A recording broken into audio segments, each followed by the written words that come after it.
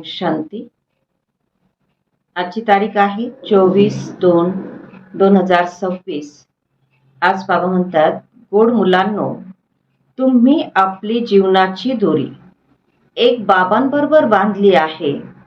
तुमचं कनेक्शन म्हणजे तुमचा संबंध एकाबरोबर आहे. एकाबरोबरच तुम्हाला तुमचा संबंध निभवायचा आहे. प्रश्न आहे, संगम युगावर आत्मा आपली जीवन दोर परमात्म्याबरोबर जोडतो, तर त्याचा रिवाज अज्ञानामध्ये कोणत्या रूपाने चालत आलेला आहे? उत्तर, विवाहाच्या समयी स्त्रीचा पदर पतीबरोबर बांधला जातो. स्त्री समजते की आता जीवनभर यांच्या बरोबर साथी बनून आपल्याला राहायचं आहे. तुम्ही तर आता आपला पदर एक बाबांबरोबर जोडलेला आहे, कारण तुम्ही जाणतात की आमची पालना बाबांच्या द्वारेच अर्ध्या कल्पासाठी होत आहे. गीत आहे, जीवन डोर तुम्ही संग बांधी. बाबा म्हणतात, ओम शांती. जसं कन्या आहे आणि कन्याची जीवन दोरी पती बरोबर बांधली जाते, तर आयुष्यभर पतीला तिची पालना करायची असते. असं नाही की कन्याला पतीची पालना करायची आहे, नाही. तर इथे सुद्धा बाबा म्हणतात की या गोष्टी खूप समजून घेण्याची बुद्धी पाहिजे. कलियुगामध्ये आहेत सगळ्या आसुरी मतं.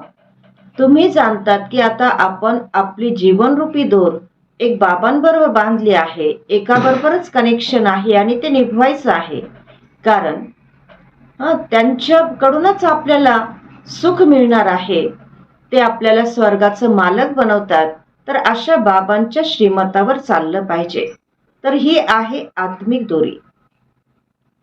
आत्माच श्रीमत घेत असतो आणि आसुरी मत घेतल्यानेच आपली अवस्था खाली आलेली आहे, खालावली आहे. आता बाबांच्या श्रीमतावर आपल्याला चालायचं आहे. बाबा म्हणतात,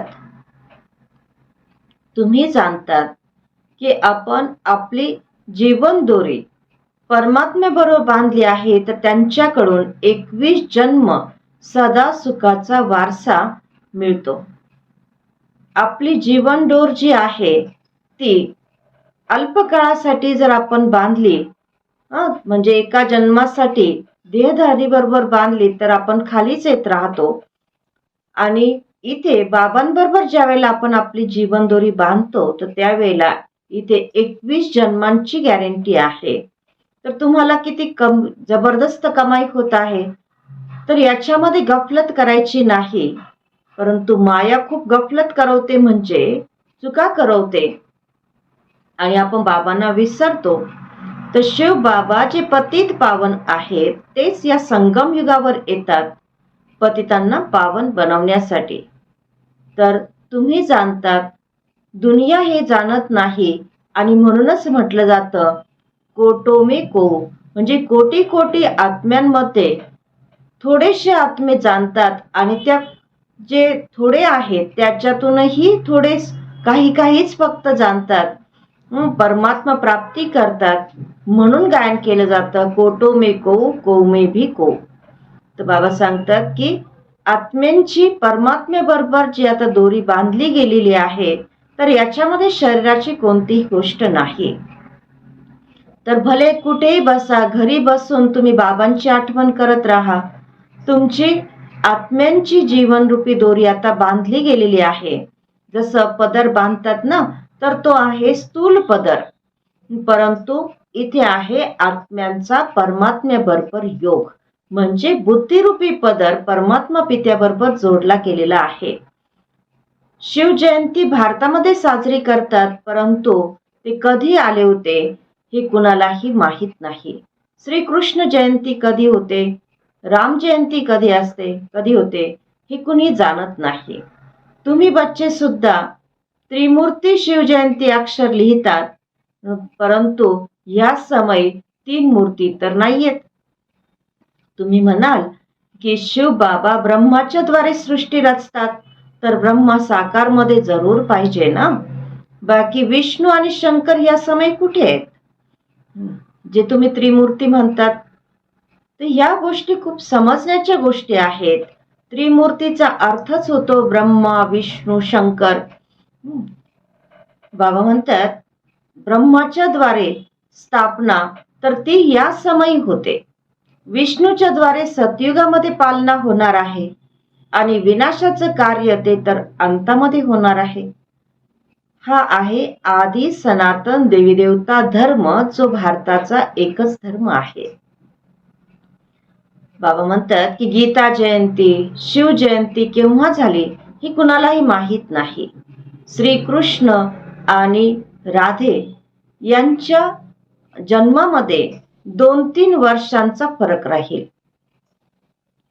तर जरूर सतयुगामध्ये श्रीकृष्णाने पहिले जन्म घेतला असेल आणि नंतर राधेने जन्म घेतला, परंतु सतयुग कधी होतं हे कुणालाही माहीत नाही. तुम्ही जाणतात की आजपासून 5000 वर्षांपूर्वी बाबांनी येऊन मनुष्याला देवता बनवलं होतं. तर आता तुम्ही ट्रान्सफर होत आहात, तर त्यासाठी पहिले ब्राह्मण बनायचं आहे. जसं बाबा म्हणतात बाजोली खेळते म्हणजे काय, कोल्हंटे उड्या खेळतात, तर त्यावेळेला शरीराचा सर्वोच्च भाग म्हणजेच चोटी, शेंडी आणि शरीराचा सर्वात खालचा भाग म्हणजे आपल्या पायाचे तळवे, तर हे जवळ येतात. त्याचप्रमाणे कलियुगामधला आपला शूद्र जन्म आणि सर्व जन्मांमध्ये सर्वश्रेष्ठ जन्म ब्राह्मण जन्म हे संगम युगामध्ये जवळ आहेत. तर बाबा म्हणतात की आता तुम्ही ब्राह्मण बनलेले आहात, यज्ञामध्ये सुद्धा ब्राह्मण पाहिजेत ना. तर हा आहे शिव किंवा रुद्राचा यज्ञ. रुद्र ज्ञान यज्ञच म्हटलं जातं. श्रीकृष्णाने काही यज्ञ रचला नाही. तर हाच रुद्र ज्ञान यज्ञ आहे की ज्याच्याद्वारे विनाशाची ज्वाला प्रज्वलित होते आणि हा शिव बाबांचा यज्ञ आहे पतितांना पावन बनवण्यासाठी.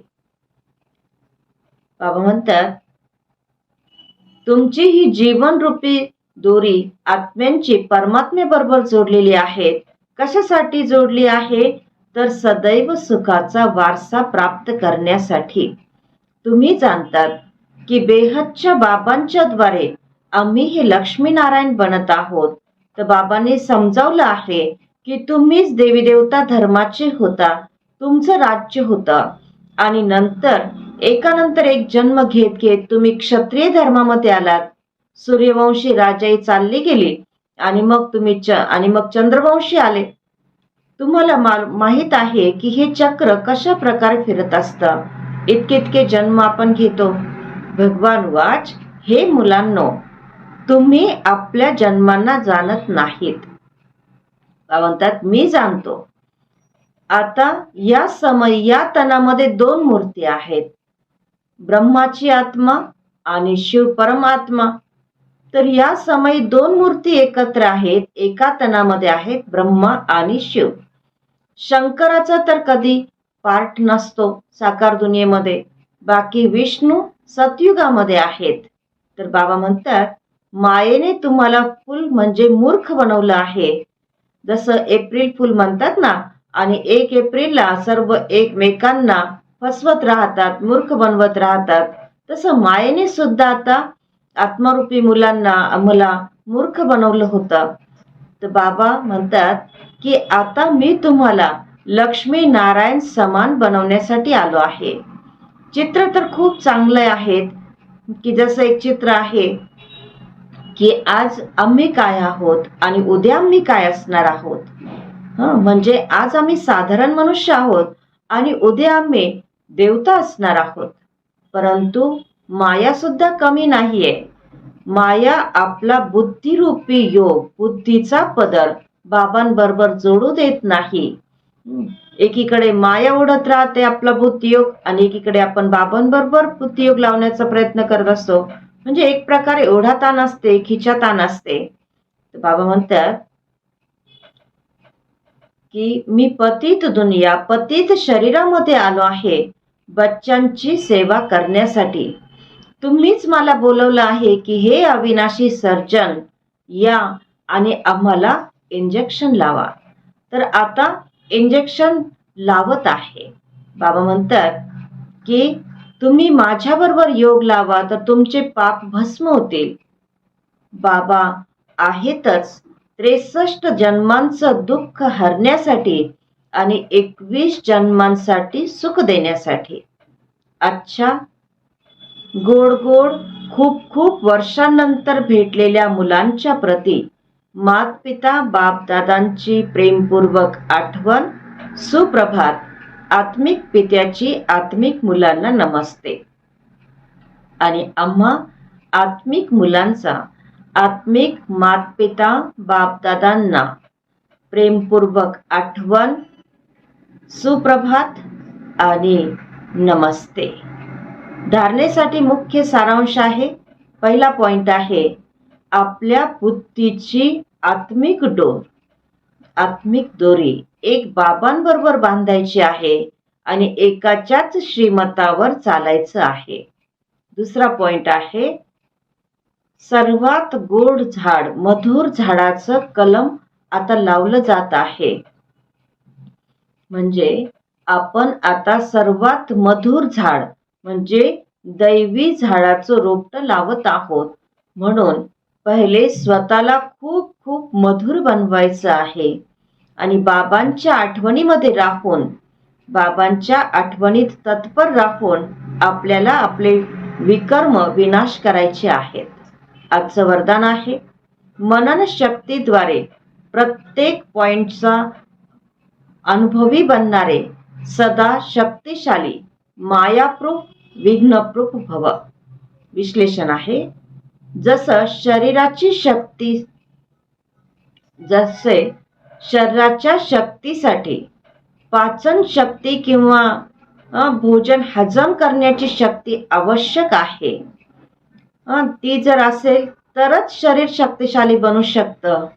त्याप्रमाणे आत्म्याला शक्तिशाली बनवण्यासाठी मनन शक्ती पाहिजे की ज्याच्या आधारावर आपण ज्ञानाचं मनन करू शकतो.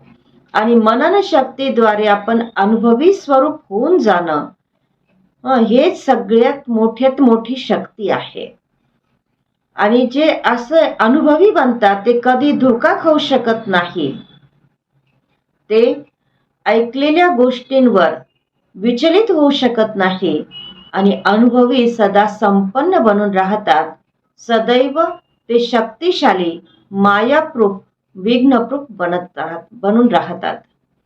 स्लोगन आहे ज्याचा सुविचार आहे खुशीचा खजाना सदैव आपल्या बरोबर राहिला तर बाकी सर्व खजाने स्वतः आपल्याकडे येतील. आजचा अव्यक्त इशारा आहे एकता आणि विश्वासाच्या विशेषतेद्वारे सफलता संपन्न बना. सफलता संपन्न बनण्यासाठी साधारण कार्य करत असतानाही फरिश्त्याची चाल आणि हाल आपले असावेत. असं नाही की काय करू, परिस्थिती अशी होती, कामच असं होतं, गोष्टच अशी होती, समस्या अशी होती आणि म्हणून आमच्यामध्ये साधारणता आली नाही. कोणत्याही समयी कोणत्याही परिस्थितीमध्ये आपलं अलौकिक स्वरूप प्रत्येकाला अनुभव झालं पाहिजे. जशी गोष्ट असेल तसं रूप आपल्याला बनवायचं नाही. तर बाबा म्हणतात की कोणत्याही गोष्टी आपल्यामध्ये बदल आणू नये. तर आपल्यामुळे गोष्टी बदलल्या पाहिजेत तरच एकतेचं संघटन मजबूत होईल. ओम शांती.